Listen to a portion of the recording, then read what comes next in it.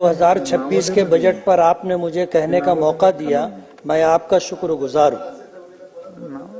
सदर मोहतरम, मैं महाराष्ट्र के नायब वजीर आला और वजीर मालियात अजीत दादा पवार के बजट का इस्तकबाल करता हूँ, जिसमें बेघर लोगों को घर, बेरोजगारों को रोजगार, बीमारों के लिए इलाज व मुआवजे की सहूलत, बच्चों के लिए बेहतरीन तालीम का इंतजाम, शेतकरी लोगों के लिए सोलार सिस्टम, लाडली बहनों के लिए 1500 रुपये हर महीना, ये सारी वो चीजें हैं जो किसी बजट को खूबसूरत बनाती।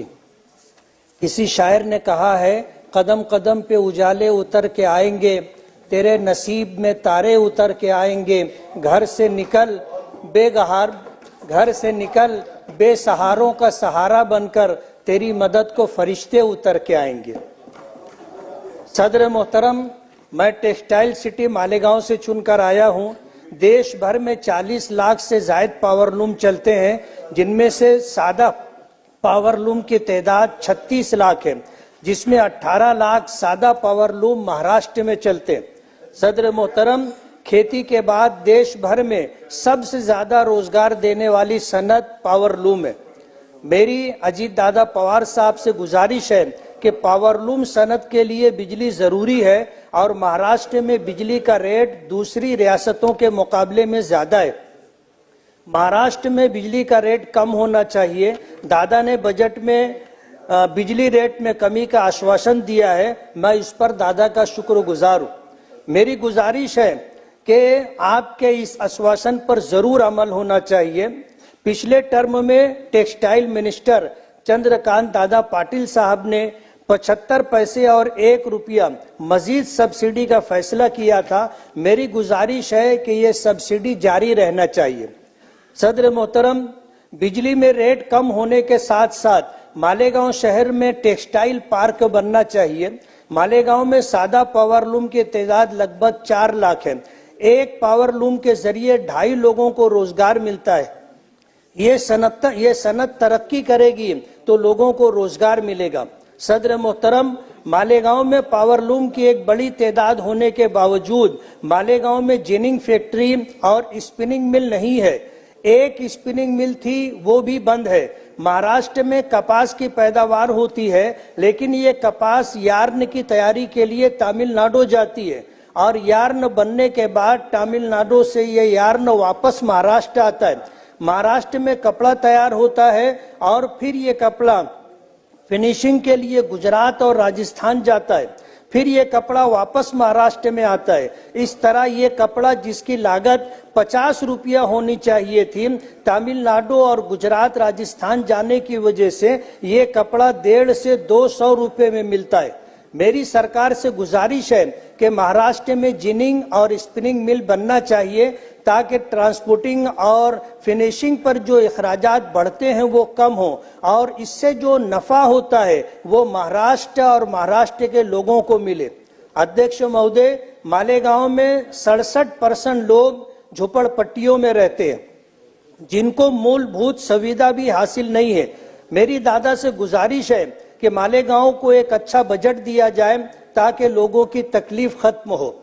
इसी किरीट सोमैया साहब मालेगांव आए थे, करोड़ रुपया विधानसभा इलेक्शन से पहले मालेगांव लोगों के अकाउंट में आया था।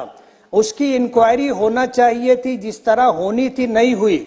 लेकिन किरीट सोमैया जब मालेगांव आए और मालेगांव झुग्गी झोपड़पट्टियों में रहने वालों को देखा तो उनको ये गुमान हुआ कि ये बांग्लादेशी या ये रोहिंग्याई हो सकते हैं, जिनके पास रोड नहीं है, गटर नहीं है, पीने का पानी नहीं है, लाइट नहीं है, हेल्थ का कोई इंतजाम नहीं है। उन्होंने हमारे महाराष्ट्र के चीफ मिनिस्टर साहब से ये गुहार लगाई कि इसकी इंक्वायरी होना चाहिए। यहाँ पर 1000 बांग्लादेशी और रोहिंग्याई हैं।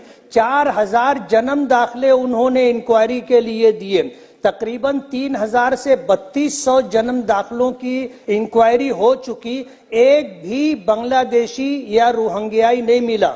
लेकिन जन्म दाखिले को लेकर के जो कार्रवाई हो रही थी, इंक्वायरी हो रही थी, उसमें डेट ऑफ बर्थ में कोई फर्क हो गया, नाम में स्पेलिंग का कोई फर्क हो गया, या एड्रेस चेंज कराने की कोई कोशिश हुई, इसको ले करके उनके ऊपर जो कलम लगाई गई है वो 318(4), 336, 340(2), 338 और 120 भी जैसी कलम लगाई गई है और एफआईआर रजिस्टर करके उनको जेलों में डाल दिया गया है। मेरी आपसे ये गुजारिश है कि वो करोड़ रुपए जो विधानसभा इलेक्शन से पहले मालेगांव लोगों के अकाउंट में आए थे, उसकी पूरी इंक्वायरी होना चाहिए। मैं वहां से इलेक्शन लड़ रहा था, मुझे तो 1 रुपया भी नहीं मिला, लेकिन ऐलान ये हुआ कि ये वोट जिहाद है। अब मालेगांव में अगर माइनॉरिटी मुस्लिम अक्सरियत है तो ये इल्जाम लगाना कि यहाँ वोट जिहाद हो रहा था, ये उचित नहीं है।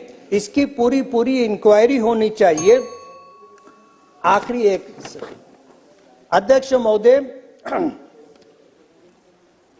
मालेगांव में टेक्सटाइल पार्क होना चाहिए, मालेगांव में एक इंजीनियरिंग कॉलेज और एक माइनॉरिटी मेडिकल कॉलेज होना चाहिए। मेरी दादा से गुजारिश है कि इस तरफ थोड़ी सी तवज्जो देंगे तो मालेगांव जो बहुत सारी सहूलतों से महरूम है, वो सारी सहूलतें अगर मिल जाएंगी तो मालेगांव का विकास होगा। मालेगांव एक टेक्सटाइल सिटी है और लोगों को रोजगार का एक जरिया है। मेरी आपके माध्यम से मिनिस्टर अजीत दादा पवार साहब से गुजारिश है कि मेरी ये कुछ गुजारिशात थी, इस पर तवज्जो दें और मेरा मालेगांव का ये मसला हल